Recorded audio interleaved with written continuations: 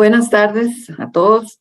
Agradecer este espacio tan interesante. Siempre me ha gustado aprovechar al máximo estas oportunidades porque en realidad uno tiene una labor muy importante y es transformar vidas. O sea, el proceso de enseñanza-aprendizaje es un proceso dinámico.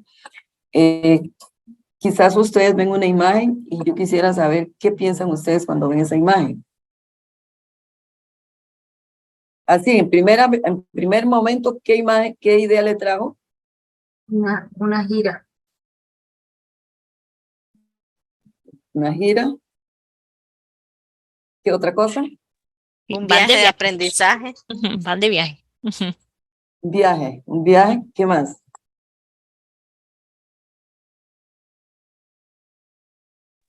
Creo que el tema del equipaje, ¿verdad? Es lo que nos está induciendo.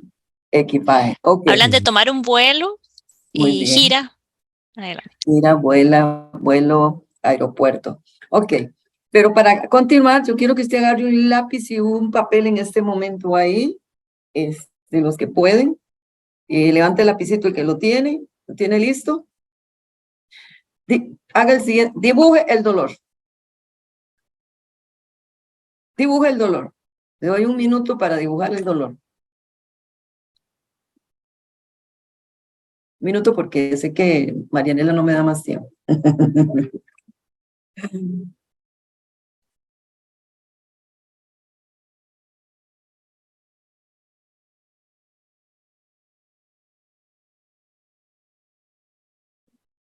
Ok.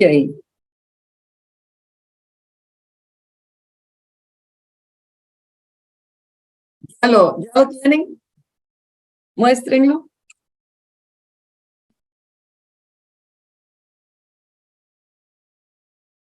Ok, bueno. Lo hicieron como muy pequeñito, ¿verdad? ¿Qué es lo primero que a ustedes se les viene a la mente cuando decimos dibuja el dolor? La primera reacción que tienen los estudiantes es, y yo ahorita vi, quizás usted no se imaginó, pero sus rostros cambiaron. Movieron las cejas, movieron los ojos, o sea, una actitud como de sorpresa. Primero las personas dicen, yo no sé dibujar. El dolor se dibuja, se empieza con una serie de cuestionamientos. Y el asunto es que la experiencia que yo les vengo a hablar es de un curso que se llama tanatología, donde tiene que ver el tema de la vida, el dolor, la muerte y el duelo. Entonces, es un curso con muchos tabús. Entonces, nosotros nos encontramos con una situación y es que, en primer lugar, ¿cómo lograr la transformación de una experiencia de enseñanza-aprendizaje que en muchos casos causa temores? Cuando el estudiante llega a nuestras aulas, llega con temores, llega con miedos, llega con preocupaciones y en último caso hasta con aburrimiento. Les digo esto porque en muchos casos, y nosotros particularmente en estudios generales, y creo que soy la única persona en estudios generales, ¿verdad? Que tenemos estudiantes de primer ingreso. Los estudiantes llegan ahí no por su propia voluntad. No es porque esa sea su carrera, no es porque esa sea su opción vocacional. Llegan a estudios generales porque en otras palabras no les queda de otra. Entonces, ¿cómo lograr, por decirles así, enamorar al estudiante con esa formación humanística que le vamos a dar? ¿Cómo lograr hacer ver que el pasar por acá no es una carga? No es una obligación, sino que va a ser parte de su formación. Entonces, el reto para nosotros viene siendo como doble, porque tenemos que enfrentarnos a esa situación de una persona de primer ingreso y que llega a tener que estudiar algo que no le interesa, porque él quiere estudiar música, quiere estudiar química, quiere estudiar informática, y tener que venir a llevar materias que... Entonces, ahí se nos presenta mucho más grande el reto, porque tenemos que lograrlos enamorar. Cuando yo les hablo del tema del dolor, o sea, nosotros tenemos que ver la teoría, No es lo mismo que yo venga y les diga, bueno, vamos a explicar el dolor. El dolor es esto, empiece a definirlo, empiece a ver las causas, las consecuencias, todo. Que de una experiencia de 25, 30 estudiantes, todos empiezan a dibujar el dolor, de un momento a otro, muchos hasta empiezan a llorar. Y entonces después viene la retroalimentación, donde ellos vienen y empiezan a desarrollar el tema del dolor. Y es una riqueza porque incluso después, basados en lecturas específicas sobre la historia del concepto, sobre la historia del nuevo concepto del dolor, yo después les digo, ahora sí escriban un ensayo, y resulta que después llegan y me dicen, es que escribí un ensayo de 3 páginas, no paraba de escribir. Y uno dice, wow, ¿verdad? O sea, cómo desde una experiencia individual y después colectiva, a ellos les generó pues toda una comprensión del tema del dolor. Aquí tengo un ejemplo de un dibujo que había hecho un estudiante sobre el tema del dolor. Y entonces él decía, el dibujo representa la terrible, inimaginable e inesperada pesadilla de ver la vida de su propia madre irse al frente de sus propios ojos, hecho una realidad. Entonces, esta persona, porque las experiencias son riquísimas y variadas, de una vez viene y dibuja algo que considera que tiene que ver con su experiencia de dolor, ya sea física, ya sea emocional, ya sea social, ya sea espiritual, porque entonces ahí empezamos a ver la multidimensionalidad de lo que es el concepto del dolor.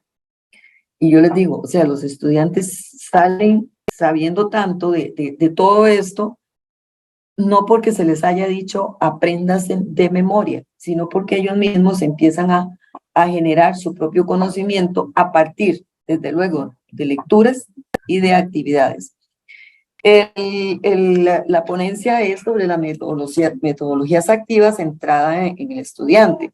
Hay una definición que yo la pongo aquí, pero se queda corta. Dice, son estrategias facilitadoras y promotoras del pensamiento crítico, pero vamos más allá del pensamiento crítico, porque es una metodología que despierta interés, que despierta pasión por lo que se está haciendo. Y aquí entramos a ver cuáles son los componentes de una metodología activa. Bueno, primero que todo tenemos que modificar la forma de concebir el proceso de enseñanza-aprendizaje. Ahí es EA. ¿Cómo lo estamos concibiendo? Es un proceso vertical donde hay un profesor que llega y deposita información, o hay un proceso horizontal donde todos inclusive podemos aprender. Es un error pensar que el estudiante viene tabla rasa. Es un error pensar, y muchas veces se comete eso, y se dice, es que los estudiantes de ahora, y empiezan a decir cosas muy descalificantes, pero es porque no se les da la oportunidad de producir, de aportar, pero es interesante ver cuando ellos dicen, bueno, es que yo he leído, es que yo vi tal película, es que yo... Y uno dice, wow. Entonces tenemos que modificar esa forma de concebirlo. O sea, nosotros no tenemos la última palabra, tenemos que construirla. Por otro lado, tenemos que replantearnos los contenidos. ¿Qué significa replantearlos? Bueno, si en mi curso, vean, por ejemplo, cuando el curso ya el estudiante llega, usted le pregunta, ¿por qué están aquí? Hay muchos que están por horario. ¿Y cómo hace uno para poder despertar en ellos interés en un curso que más bien les da temor? Porque es que sí, estoy aquí porque me serví el horario, pero no me gusta el tema de la muerte, le tengo miedo al tema de la muerte y no quiero hablar de esas cosas. ¿Cómo entonces entrar a hablar de esto, de esos contenidos, de manera que no los traumes, sino que más bien logres liberarlo de todos esos tabús? Entonces hay que replantearse los contenidos. No es lo mismo yo venir y sentarme a decirle, bueno, hoy vamos a hablar del tema de la muerte y vamos a hablar sobre el tema de diferentes culturas, a yo empezar a hacer una serie de dinámicas que nosotros hacemos, y desde ahí empezamos a construir todo un concepto de muerte. Otro componente importante es la forma de concebir el rol del aprendizaje y el rol del profesor. O sea, aquí el aprendizaje debe ser una experiencia gratificante. Ayer estaba en otra actividad y entonces alguien dijo que la letra con dolor, con sangre entra. Algo así, hay un proverbio callejero por ahí que dice que la letra con sangre entra. Y la verdad es que el conocimiento no debe generar dolor. El conocimiento debe de ser algo apasionante. Entonces, en ese sentido, el rol del profesor juega un papel muy importante y de la forma como yo concibo aquel aprendizaje, no como aquella forma donde yo genero intimidación, porque ese es un asunto, muchas veces intimidamos a los estudiantes. Bueno, muchachos, hoy vamos a, y ya de por sí la persona viene un poquito asustada, nerviosa, preocupada, y no, nosotros tenemos que darle otra dimensión al concepto del aprendizaje. El nuevo, la metodología activa debe tener en cuenta el nuevo estudiante, tipo de estudiante que nos llega. Es una persona pues bastante tecnológica y no podemos limitarnos a decirle, bueno, tome apuntes, limítese a copiar y después viene el examen, 3 exámenes, dos de 25 y uno de 50 y pare de contar.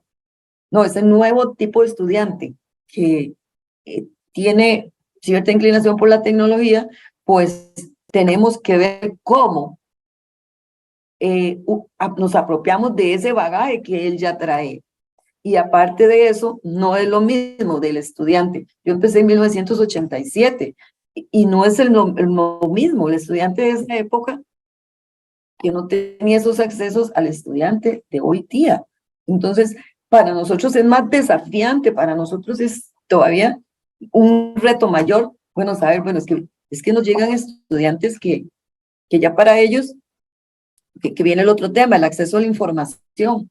O sea, mucha de la información que nosotros podemos pasarles ya la conocen ellos. Entonces, ¿qué es lo que nosotros tenemos que hacer? Y ahí viene el tema, por ejemplo, de las actividades. Bueno, ¿qué actividades nosotros vamos a hacer? No se trata solamente de un tema de contenidos, es cómo voy a desarrollar esos contenidos. Y hay algo que nosotros tenemos que tener en cuenta, no debemos hacer siempre lo mismo. Todas las clases deben de ser novedosas, todas las clases deben motivar al estudiantado. En una ocasión tuve digamos, un conflictillo porque dice, bueno, es que hay que poner que la asistencia es obligatoria, pero yo me cuestiono mucho eso de la asistencia obligatoria. Qué bonito cuando el estudiante llega porque le interesa.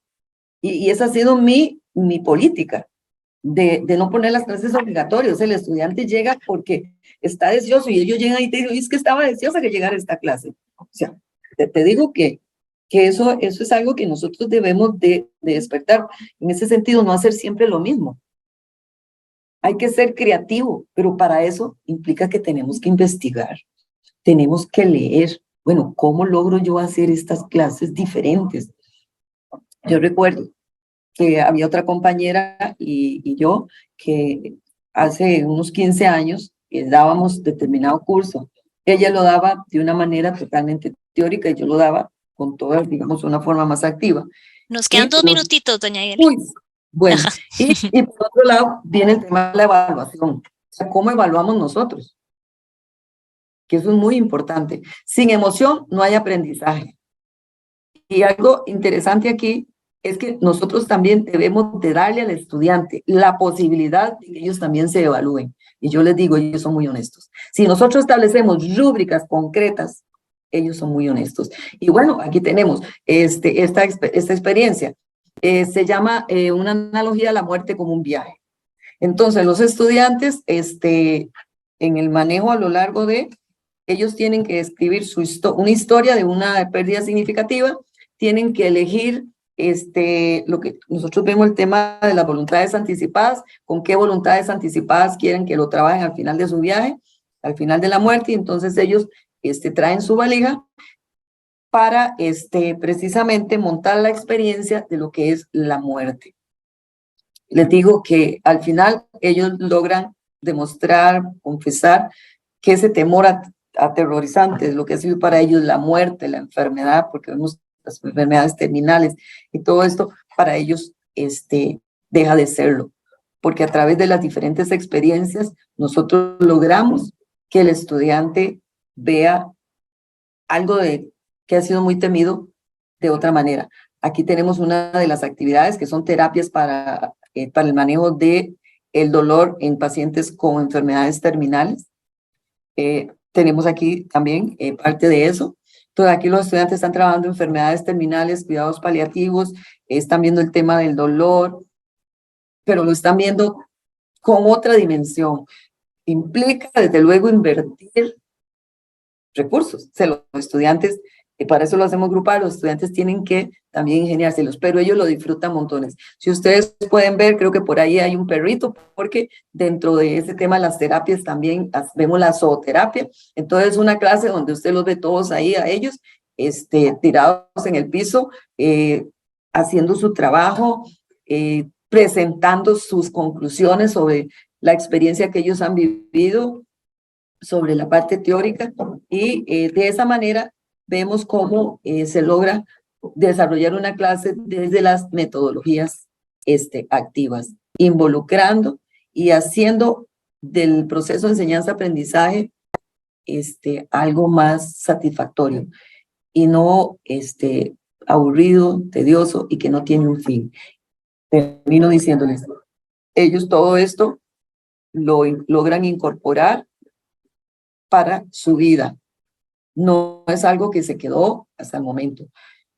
Años y años y años después, ellos se comunican con uno y se vieran qué tremendo, porque la clase tal y la clase tal, y es algo que les va a servir para la vida, y es algo que nosotros tenemos que saber. Si nosotros hacemos un examen donde potenciamos la memoria, pues el estudiante no va a lograr, con la misma pasión, lograr entregarse más a los temas, a los contenidos, que es una de las cosas que también tenemos que ver. A veces, hoy en una plenaria de la mañana dijeron que a veces nos apasionamos por los contenidos y los saturamos de información, pero es una información que cuesta que se convierta en conocimiento. De transmisor de conocimiento a facilitador de los aprendizajes. Exacto.